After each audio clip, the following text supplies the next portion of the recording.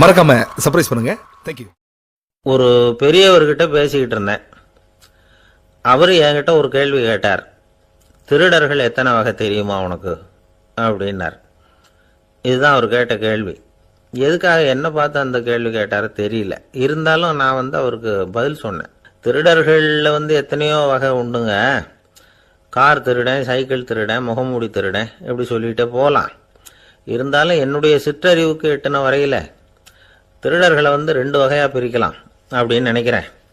ஒன்று ராத்திரியில் திருடுற திருடன், இன்னொருத்தன் பகலில் திருடுற திருடன். அதாவது பகல் திருடன், ராத்திரி திருடன் அப்படின்னு பெரியவர் சிரித்தார். என்ன சிரிக்கிறீங்களே என்ன? கள்வர்கள் 4 வகை அப்படின்னு ஆரம்பித்தார். எப்படின்னு கேட்டேன். சாப்பாட்டுக்கு இல்லாமல் திருடுறாங்க பாருங்க, அது ஒரு வகையாம். சாப்பாட்டுக்கு இருந்தும் திருடுறாங்க பாருங்க, அது ஒரு வகையாம். இதை தவிர இன்னும் ஒரு 2 வகை திருட்டு உண்டு. அது என்னன்னா, ஆண்டவன் கிட்ட இருந்து நாம திருடுற திருட்டு, இன்னொன்று என்னன்னா நம்ம கிட்ட இருந்து ஆண்டவன் திருடுற திருட்டு அப்படின்னார். எனக்கு ஒன்றும் புரியல. என்ன சார் இது, ஆண்டவனையே திருடன்னு சொல்றீங்களே அப்படின்னு ஆச்சரியமா. ஆமாங்க, ஆண்டவனை கள்வன்னு சொல்றது இல்லையா? காஞ்சிபுரத்துக்கு பக்கத்தில் திருக்கார்வனம் அப்படின்னு ஒரு ஊர் இருக்கு. அங்கே உள்ள பெருமாளுக்கு கள்வர்னு தான் பேர். அது மட்டும் இல்லை, திருமங்கை ஆழ்வார் தம்முடைய திரு நெடுந்தாண்டகத்தில் கார்வனத்துள்ளாய் கள்வா அப்படின்னு தான் அழைக்கிறார் அப்படின்னு நிறைய உதாரணம்லாம் சொல்ல ஆரம்பித்தார். அதுக்கப்புறம் அவர்கிட்ட பேசி நான் புரிஞ்சுக்கிட்ட விவரங்களை தான் நான் இப்போ உங்ககிட்ட சொல்ல போகிறது. அதாவது அவர் சொன்ன முதல் வகை திருடர்கள் சாப்பாட்டுக்கு இல்லாமல் திருடுறவங்க. இவங்களை திருத்தி போடலாம். சாப்பாட்டுக்கு இருந்தும் பணம் சேர்க்கணுங்கிற ஆசையால் பொய் கணக்கெல்லாம் எழுதுறாங்க பாருங்க, அவங்க தான் 2வது வகை. 3வது வகை திருட்டு தான் மிகப்பெரிய திருட்டு. இறைவனுக்கு சொந்தமானதை நம்முடையதுன்னு நினைக்கிற திருட்டு. எது இறைவனுக்கு சொந்தமானது அப்படின்னா ஆத்மா. பகவானுக்கு சொந்தமான ஆத்மாவை நம்முடையதுன்னு நினைக்கிறது தான் அந்த மாபெரும் திருட்டு. இதுக்கு பேர் தான் ஆத்மாபகாரமா. சரி, இதுக்கு பரிகாரம் என்ன? எல்லாம் இறைவனுடையது, நமக்கு ஒன்றும் இல்லை அப்படின்னு நினைக்கிறது தான் இதுக்கு பரிகாரம். இதெல்லாம் இருக்கட்டும். 4வது திருட்டு ஒன்று சொன்னோம்ல, ஆண்டவன் நம்மகிட்ட இருந்து திருடுறது. அது எப்படி? ஆண்டவனை கள்வன்னு சொல்றாங்க, அது சரி. அவர் என்னத்தை திருடினார்?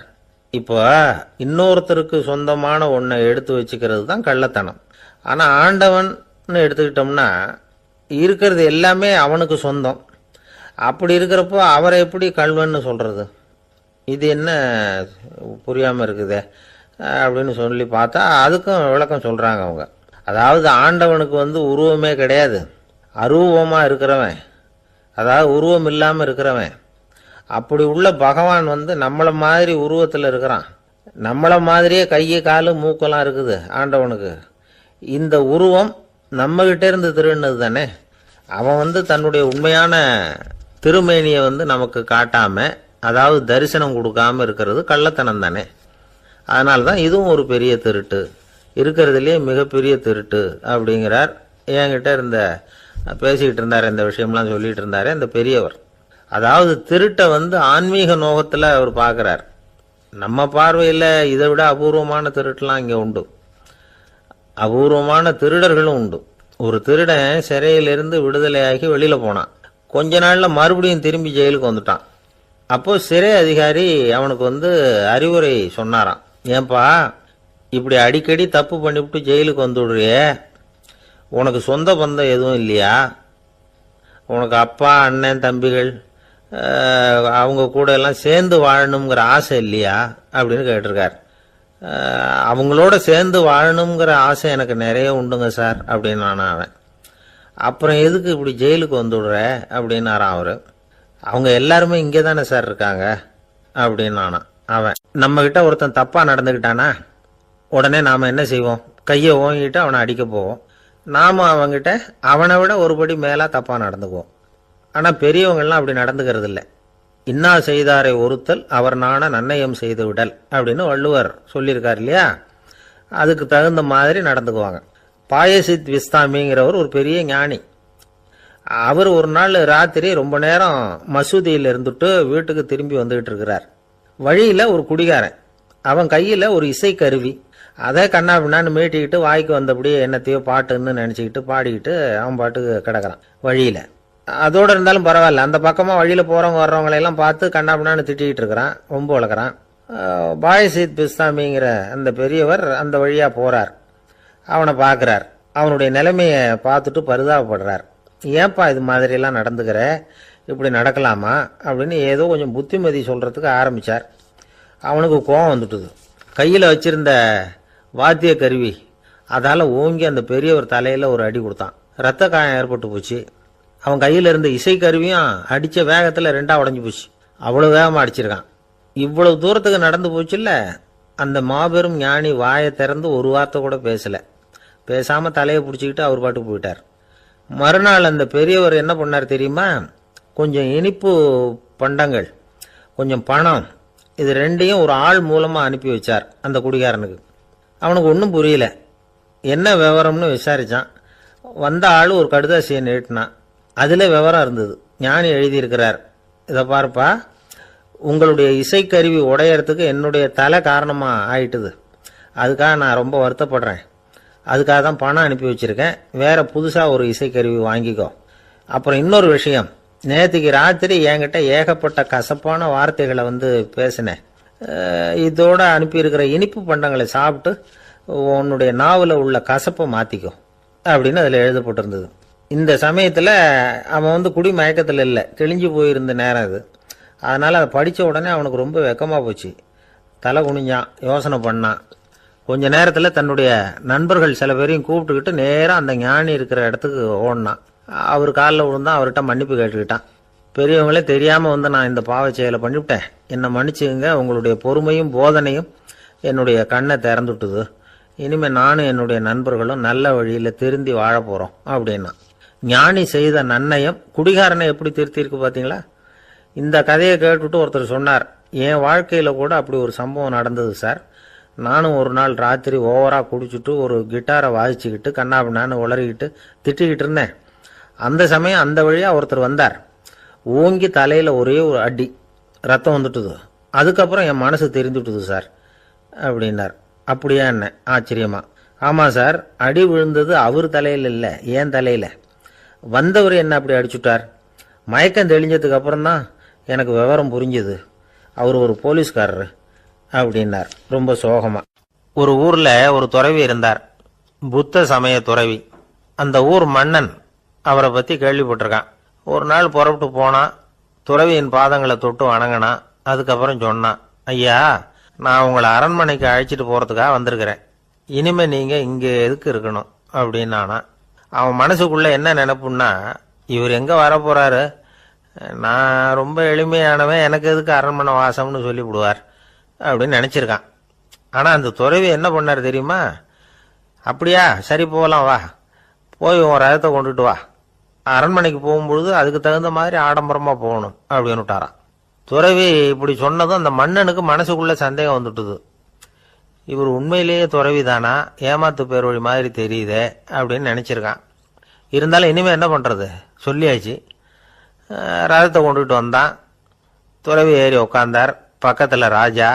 அவர் ரொம்ப உற்சாகமா வரார். இவன் ரொம்ப சோர்ந்து போய் வரான். துறவி மரத்தடியிலேயே வாழ்ந்து பழக்கப்பட்டவர், அரண்மனையில எளிமையா ஒரு இடத்துல உட்காந்துக்குவார் அப்படின்னு நினைச்சான். ஆனா அப்படி இல்லை.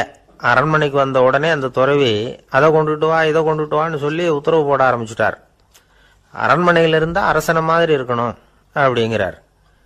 ராத்திரி பூரா சௌரியமா தூங்கினார். பகல்ல அரண்மனை தோட்டத்துல உலாவ வேண்டியது, நீச்சல் குளத்துல குளிக்க வேண்டியது, இப்படியே பொழுது போக்கிட்டு இருக்கிறார். அந்த அரண்மனையில துறவி மகிழ்ச்சியா இருக்கிறார். மன்னனால அப்படி இருக்க முடியல. அவருக்கு எந்த கவலையும் இல்லை, இவனுக்கு அரசாங்க கவலைகள். துறவி அப்படி இருக்கிறத இவனால தாங்கிக்க முடியல.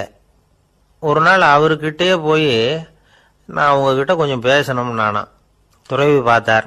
நான் இந்த அரண்மனைக்கு வரும்பொழுதே நீ என்னமோ என்கிட்ட கேட்கணும்னு நினைச்ச, ஏன் காலதாமதம்? நீ அனாவசியமா உன்னையே தொந்தரவு பண்ணிட்டு இருக்கிற, நீ கவலையா இருக்கேங்கிறது எனக்கு புரியுது. நான் மரத்தடியில் இருந்தப்போ கூட என்னை அடிக்கடி சந்திச்சுக்கிட்டு இருப்ப, ஏதாவது விளக்கம் கேட்கறது உண்டு. இங்க வந்த பிறகு என்னை சந்திக்கிறது கூட அபூர்வமா போயிட்டுது. நீ இப்போ என்ன கேட்க போறேங்கிறது எனக்கு தெரியும், இருந்தாலும் கேள் அப்படின்னாராம். வேற ஒன்றும் இல்லைங்க. இப்போ உங்களுக்கும் எனக்கு என்ன வித்தியாசம்? 2 பேரும் அரண்மனையில் தான் இருக்கிறோம். நீங்கள் மகிழ்ச்சியாக இருக்கிறீங்க, நான் அப்படி இருக்க முடியல. இவ்வளவுக்கும் நீங்கள் முன்னாடி இருந்தது மாதிரி இல்லை. தினமும் தங்க தேர் கேட்குறீங்க, உயர்தரமான ஆடைகள் அணியிறீங்க, சுவையான சாப்பாடு. இப்படி இருக்கிறப்போ உங்களுக்கும் எனக்கு என்ன வித்தியாசம்? இதுதான் மன்னனுடைய கேள்வி. இதுக்கு பதில் சொல்கிறேன், என் கூட புறப்பட்டு வா, இந்த நகரத்துக்கு வெளியில் போவோம் அப்படின்னு சொல்லி அரசனை கூப்பிட்டுக்கிட்டு ஊர் எல்லைக்கு வந்து சேர்ந்தார் துறவி. அங்கே போய் சொன்னார், இதை பாருப்பா, இந்த இடத்த தான் தேடிட்டு இருந்தேன். இனிமே நான் வந்து திரும்பி வரப்போறதில்ல. நீ என்னோட வர்றியா திரும்பி போறியா அப்படின்னார். நான் எப்படிங்க உங்க கூட வர முடியும்? என்னுடைய நாடு, என்னுடைய சொத்துக்கள், மனைவி, மக்கள் எல்லாத்தையும் விட்டுட்டு எப்படிங்க வர்றதுன்னா. இப்போ அந்த துறவி சொன்னார், இப்போ வித்தியாசத்தை தெரிஞ்சுக்கிட்டியா? நான் அரண்மனையில் இருந்தேன், எல்லா வித பொருள்களும் உடையவனா இருந்தேன். ஆனால் எதையும் சொந்தம் கொண்டாடுறவனா இருக்கல. ஆனால் நீ அப்படி இல்லை, எல்லாத்தையும் சொந்தம் கொண்டாடிக்கிட்டு இருக்கிற. இதுதான் நமக்குள்ள வித்தியாசம் அப்படின்னு சொன்னார். அரண்மனை ஆடைகளை அப்படியே களைஞ்சார், அரசங்கிட்ட கொடுத்தார். உன்னுடைய ஆடைகளை நீயே வச்சுக்கோன்னார். அவர் பாட்டுக்கு நடந்து போனார், திரும்பியே பார்க்கல. அரசனுக்கு அப்பதான் தன்னுடைய அறியாமை விளங்குச்சான். இதிலிருந்து நாம புரிஞ்சுக்க வேண்டியது என்னன்னா, இந்த உலகத்துல எத்தனையோ பொருள்கள், அதையெல்லாம் முறையா பயன்படுத்தினா மகிழ்ச்சி. அதை விட்டுட்டு அதுக்கெல்லாம் சொந்தம் கொண்டாட ஆரம்பிச்சா கவலை. நம்ம ஆட்கள் வந்து சொந்தம் கொண்டாடுற விதமே தனி. ஒரு ஆளு இன்னொருத்தங்கிட்ட ஒரு கொடை கடன் வாங்கியிருந்தான், திருப்பி கொடுக்கல. கொடையை கொடுத்தவன் கேட்டான், என்கிட்ட கடன் வாங்கினிய கொடை, அதை கொஞ்சம் திருப்பி தர்றியான்னா. அது உனக்கு இப்போ அவசரமா தேவைப்படுதா அப்படின்னு கேட்டான் இவன். எனக்கு தேவைப்படல, அந்த கொடையை நான் யாருக்கிட்ட வாங்கியிருந்தேனோ அவனுக்கு இப்போ அது அவசரமா தேவைப்படுது அப்படின்னு அந்த ஆள். அந்த ஆளுக்கு பேச தெரியாது, அவர்கிட்ட கொஞ்சம் எச்சரிக்கையா நடந்துக்கோ அப்படின்னு சொல்றது உண்டு. அப்படின்னா என்ன அர்த்தம்? அவர் இன்னமும் குழந்தையாவே இருக்கிறாரு, இன்னும் பேச்சு வரலன்னு அர்த்தம்? அப்படி இல்லை, அவருக்கு நாகரிகமா பேச தெரியலன்னு அர்த்தம். பேசுறதுங்கிறது மனுஷனால மட்டுமே முடியக்கூடிய ஒரு காரியம். அப்படி இருந்தும் அதோட பெருமையை வந்து அவன் இன்னமும் சரியா புரிஞ்சுக்கலன்னு தான் சொல்லணும். அதனால தான் அவன் அளவுக்கு அதிகமா வார்த்தைகளை கொட்டி போடுறான். அதுக்கப்புறம் அதையெல்லாம் திருப்பி அள்ள முடியாம கிடந்து கஷ்டப்படுறான். கொட்டுன வார்த்தையை அள்ள முடியுமா? ஒருத்தரை இன்னைக்கு பார்த்து முட்டாள்னு திட்டி போடுறீங்க, நாளைக்கு மறுபடியும் அவர்கிட்ட போய் நேத்திக்கு உன்னை முட்டாள்னு சொல்லிவிட்டேன், அந்த வார்த்தையை திருப்பி கொடு, வாங்கிட்டு போயிடுறேன் அப்படின்னு நான் சொல்ல முடியும்? அவன் கோபக்காரனா இருந்தா நேத்திக்கு அதை வேற விதமா உங்களுக்கு திருப்பி கொடுத்துருப்பான். உலகத்துல எவ்வளவோ ஜீவராசிகள் இருக்கு, அதுக்கெல்லாம் வாய் இருக்குது. அந்த வாயெல்லாம் எதுக்கு உபயோகம்? சாப்பிட்றதுக்காக. ஆனா நமக்கு இருக்கிற வாய் சாப்பிட்றதுக்காக மட்டும் இல்லை, பேசுறதுக்காகவும் தான். பேச முடியலன்னா வாய் இருந்தா கூட அது வாயில்லா ஜீவன் தான். ஒரு பையனை பார்த்து அது வாய் உள்ள புள்ள பொழைச்சிக்கும் அப்படின்னா மற்ற பையன்களுக்கெல்லாம் முகத்துல வாயே இல்லைன்னு அர்த்தம்? அப்படி இல்லை, அந்த பையன் கொஞ்சம் கெட்டிக்காரத்தனமா பேசுவான்னு அர்த்தம். அதனால எப்படி பேசணும் அப்படிங்கிறத நாம முக்கியமா தெரிஞ்சுக்கணும். இதுக்கு 8 விதமான குறிப்புகளை நம்ம பெரியவங்க சொல்லியிருக்கிறாங்க. பேச்சுக்கு 8 அங்கங்கள் உண்டு அப்படின்னு அவங்க சொல்றாங்க. அதெல்லாம் என்னென்ன அப்படின்னா, உண்மை, நன்மை, அன்பு, நிதானம், இனிமை, ஆழம், சமயம் அறிதல், சபையறிதல். இந்த 8 தன்மையும் பேச்சில் இருக்கணுமா. இதையே கொஞ்சம் விவரமா சில பேர் போர்டில் எழுதி வச்சிருப்பாங்க. அதாவது எழுத்துலையாவது அதெல்லாம் இருக்கட்டுமே அப்படின்னு நினைச்சு நீங்க கூட சில இடங்கள்ல இதை பார்த்துருக்கலாம். அதாவது உண்மையே பேசுக, நன்மையே பேசுக, அன்பாக பேசுக, நிதானமாக பேசுக, இனிமையாக பேசுக, ஆழமுடையதாக பேசுக, சமயமறிந்து பேசுக, சபையறிந்து பேசுக, இப்படி எழுதி வச்சிருப்பாங்க. இந்த 8 அம்சமும் சரியா பொருந்தி இருந்தாதான் அது பேச்சு. மற்றதெல்லாம் பேச்சாயிடாது. பேச்சு ஒரு சிறந்த கலை. எல்லாத்தையும் விட பேசாம இருந்தும் பழகணும், அது ரொம்ப முக்கியம். உண்மையே பேசணும். சத்தியத்துக்கு மதிப்பு கொடுக்கறவங்கள தான் சரித்திரம் மதிக்கும். உண்மை பேசினா மட்டும் போதாது, அந்த உண்மையில நன்மை கலந்துருக்கணும். கொலைகாரனுக்கு பயந்துக்கிட்டு ஒருத்தன் உங்க வீட்டுக்குள்ள ஒளிஞ்சிருக்கிறான். அந்த முரட்ட ஆசாமி கையில அறிவாளோட வந்து அவன் இங்க வந்தானான்னு உங்ககிட்ட கேட்கறான்னு வச்சுங்க. உண்மைதான் உயர்வு தரும் அப்படின்னு நினைச்சுக்கிட்டு, ஆமா உள்ளதான் இருக்கிறான், அடுப்பங்கரையில குதிருக்கு பின்னாடி உட்காந்துருக்கிறான், போய் பிடிச்சிட்டு போங்க அப்படின்னு சொல்லுவீங்க. அது நன்மை இல்லாத உண்மை. அதனால பிரயோஜனம் கிடையாது. அதே மாதிரி உங்க பேச்சில் அன்பு இருக்கணும், நிதானம் இருக்கணும், இனிமை இருக்கணும், சிந்தித்து பேசணும். சமயம் அறிந்து பேசுறதும் முக்கியம். அதை பத்தி நமக்கு வேற யாரும் சொல்லிக் கொடுக்க வேண்டியதில்லை. எந்த நேரத்தில் யாருக்கிட்ட எப்படி பேசினா காரியம் நடக்கும் அப்படிங்கிறது நமக்கு நல்லா தெரியும். அது கைவந்த கலை. அவையறிந்து பேசுகிற திறமை பேச்சாளர்களுக்கு ரொம்ப அவசியம். அது இல்லைன்னா நிலைமை பரிதாபமாயிடும். ஒரு பேச்சாளர் ரொம்ப மும்முரமாக பேசிக்கிட்டே இருந்தாராம். ரொம்ப நேரம் நிறுத்தவே இல்லை, பேசிக்கிட்டே இருக்கிறார். சபையில் இருந்தவங்கெல்லாம் ஒவ்வொருத்தராக எழுந்திரிச்சு போய்கிட்டே இருக்கிறாங்க. கடைசியில் 2 பேர் தான் அக்கறையா பேசுகிறவரை கவனிச்சுட்டு உட்காந்துருந்தாங்களாம்.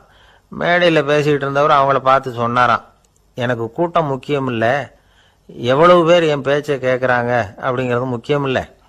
நீங்கள் 2 பேராவது ஊக்கமாக என்னை கவனிச்சுக்கிட்டு உட்காந்துருக்குறீங்க, அது போதும். உங்களுக்காகவே நான் பேசிக்கிட்டு இருக்கிறேன் அப்படின்னார்.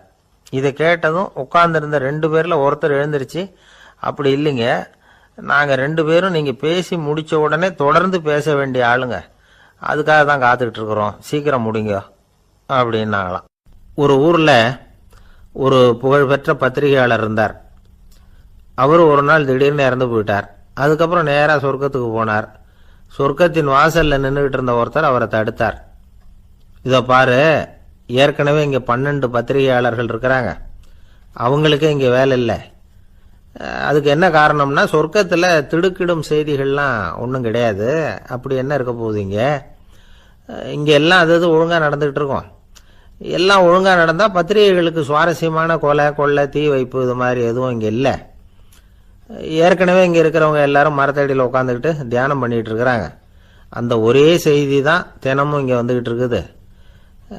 அதை படிக்கிறதுக்கே இங்கே ஆள் கிடையாது. அதனால் நான் என்ன சொல்கிறேன்னா, நீ பேசாமல் நரகத்துக்கே போயிடு. அங்கே எவ்வளவோ நிகழ்ச்சிகள் நடந்துக்கிட்டு இருக்கு, அங்கே தான் அதிகமான பத்திரிகையாளர்கள் தேவைப்படுறாங்க, அங்கே உனக்கு நிறைய வேலை இருக்கும், அதை செய்கிறதில்ல நீயும் மகிழ்ச்சியாக இருக்கலாம் அப்படின்னு சொன்னாராம். அங்கே அந்த சொர்க்கத்தின் வாசலில் நின்றுக்கிட்டு இருந்தவர். இந்த பத்திரிகையாளர் அங்கேயே நின்று கொஞ்சம் யோசனை பண்ணார். இவருக்கு சொர்க்கத்திலே இருக்கணும்னு தான் ஆசை. அதனால் மெதுவாக அவர்கிட்ட பேசினாராம், ஐயா, என்னை ஒரு 24 மணி நேரம் இங்கே உள்ளே இருக்கிறதுக்கு அனுமதி கொடுங்க. இங்கே இருக்கிற பல பத்திரிகையாளர்களை எனக்கு தெரியும், அவங்களில் சில பேரை சமாதானப்படுத்தி மெதுவாக பேசி நரகத்துக்கு அனுப்பி வச்சுட்றேன். நான் இங்கே இருந்துக்கிறேன், உங்கள் கணக்குப்படி 12 பேருக்கு மேலே இங்கே தாண்டாது, அப்படி பார்த்துக்கிறேன் அப்படின்னாராம். அவரும் யோசனை பண்ணி பார்த்துட்டு, சரி அப்படியே உனக்கு அனுமதி கொடுக்குறேன், ஆனால் ஒரு விஷயம், 24 மணி நேரம் தான் அனுமதி, அதுக்குள்ளே எல்லாம் நடக்கணும் அப்படின்ட்டுருக்கார். சரின்னு சொல்லிவிட்டு இந்த பத்திரிகையாளர் உள்ளே போனார். யோசனை பண்ணார், திட்டம் போட்டு ஒரு பொருளையை கிளப்பி விட்டார். சக பத்திரிகையாளர்களெல்லாம் கூப்பிட்டு சொன்னாராம், இதை பாருங்க, நரகத்தில் ஒரு பெரிய தினசரி பேப்பரை கொண்டுகிட்டு வர்றதுக்காக திட்டம் போட்டுக்கிட்டு இருக்காங்க. அதுக்கு பல அதிகாரிகள் தேவைப்படுறாங்க, நிறைய சம்பளம் கிடைக்கும். யார் யாரெல்லாம் நரகத்துக்கு போக ஆசைப்படுறாங்களோ அவங்கெல்லாம் போகலாம் அப்படின்னு ஒரு பொருளையை கிளப்பி விட்டார். 24 மணி நேரம் கழித்து வாசல் பக்கம் போனார். அங்கே இருந்தவர்கிட்ட எத்தனை பேர் வெளியேறினாங்கன்னு விசாரிச்சாராம். அப்போ அவர் இவரை, நீ வெளியே போகக்கூடாது, முதல்ல உள்ளே தான் இருக்கணும் அப்படின்னு தடுத்தாராம். அப்புறம் சொன்னாராம், நீ சொன்ன செய்தியை கேட்டதும் இங்கே இருந்த எல்லா பத்திரிகையாளர்களுமே நரகத்துக்கு போயிட்டாங்கப்பா, உள்ளே யாருமே இல்லை, அதனால் நீ உள்ளே இருக்கலாம் அப்படின்னாராம். இதை கேட்டதும் இந்த பத்திரிகையாளரே குழம்பி போயிட்டார். ஒருவேளை உண்மையிலேயே நரகத்தில் புதுசாக பத்திரிகை ஏதாவது ஆரம்பிக்க போகிறாங்களோ அப்படின்னு அவரே நினைக்க ஆரம்பிச்சிட்டாராம். அப்புறம் சொன்னாராம், ஐயா, என்னை விட்டுருங்க, நான் நரகத்துக்கே போயிடுறேன், அங்கே ஏதோ விசேஷம் இருக்கணும் அப்படின்னாராம். இல்லைன்னா இத்தனை பேரும் ஒட்டுமொத்தமாக அங்கே போகிறதுக்கு சான்ஸே இல்லை, என்னை தடுக்காதீங்கன்னு கெஞ்ச ஆரம்பிச்சுட்டாராம். மற்றவங்க நம்பணுங்கிறதுக்காக ஒரு பொருளையை கிளப்பி விட்டார். கடைசியில் தானே அந்த பொருளைக்கு ஆளாயிட்டார். அதாவது பிறரை ஏமாற்றிய அவரது மனம் கடைசியில் அவரையே ஏமாற்ற ஆரம்பிச்சுட்டு பாருங்க. நீங்கள் இப்படி அடுத்தவங்களை ஏமாத்துறதுக்கு உங்கள் மனசை பழக்கப்படுத்துறீங்க, ஆனால் கடைசியில் அதனால் நீங்களே ஏமாற்றப்படுகிறீர்கள் அப்படிங்கிறது பெரியவர்களுடைய புத்திமதி. அதனால் உங்கள் மனசுக்கிட்ட ரொம்ப எச்சரிக்கையாக இருங்கோ அப்படிங்கிறாங்க. நம்ம ஆளுங்க அங்கே போய் என்ன சொல்லுவாங்கன்னா, இதை பாரு, அங்கே போகாத இங்கே போகாதேன்னு பயமுறுத்துறது உண்டு. சில பேர் அங்கே பேய் இருக்குது, பிசாசு இருக்குது அப்படின்னு பொருளையை கிளப்பி விடுறது உண்டு. இருட்டு நேரம் காட்டு வழியாக ஒருத்தன் போய்கிட்டு இருக்கிறான், அங்கே பேய் பிசாசு நடமாட்டம் இருக்கிறதாக வதந்தி. இவன் பயந்துக்கிட்டே வேகமாக போகிறான். காடு முடிஞ்சு மெயின் ரோட்டுக்கு வந்து சேர்ந்தான். அப்பாடா, ஒரு பஸ்ஸு நின்றுட்டு இருக்கு தனியாக, இருட்டில் லேசாக தெரிஞ்சுது. ஓடி போய் ஏறி உள்ளே உட்காந்துக்கிட்டான். பயந்துக்கிட்டே போனவன் அப்புறம் தான் தெரியுது உள்ள யாருமே இல்லை, டிரைவரும் இல்லை, கண்டக்டரும் இல்லை, வேற யாரும் இல்லை. இவனுக்கு பேய் பயம் அதிகமாக போட்டுது. ஏன்னா நடு ராத்திரி. இந்த நேரம் பார்த்து அந்த பஸ்ஸு தானே நகர ஆரம்பிச்சுதான். இவனுக்கு இன்னும் பயம் அதிகமாக போட்டுது. ஏன்னா டிரைவர் சீட்டு காலியாக இருக்கு, பஸ்ஸு நகருது. இவன் உடம்பு பூரா நடுங்க ஆரம்பிச்சுட்டுது. வீல்னு கத்தலாமான்னு பார்த்தான். அந்த நேரம் பார்த்து அவன் தோளில் ஒரு கை விழுந்துதான். திடுக்கிட்டு திரும்பி பார்த்துருக்கிறான். அங்கே டிரைவர் நிற்கிறார். அவர் சொன்னாராம், ஏன்பா ஏற்கனவே பஸ்ஸு பிரேக் டவுன், நாங்கள்லாம் பின்னாடி இறங்கி நின்று தள்ளிட்டு இருக்கிறோம், நீ மட்டும் ஜாலியாக ஏறி உக்காந்துக்கிட்டியா, இறங்கி வந்து தள்ளப்பா அப்படின்னாராம். இருட்ட கண்டா பயம் உண்டாவதே அது ஏன்? இப்படி ஒரு கேள்வியை ஒரு பெரியவர்கிட்ட கேட்டாங்க. அதுக்கு அவர் பதில் சொல்றார், மனிதனுடைய ஆதிகால வாழ்க்கையில தொற்றிக்கொண்ட பயம் இது வேரூன்றி இருக்குது, இன்னமும் போகல.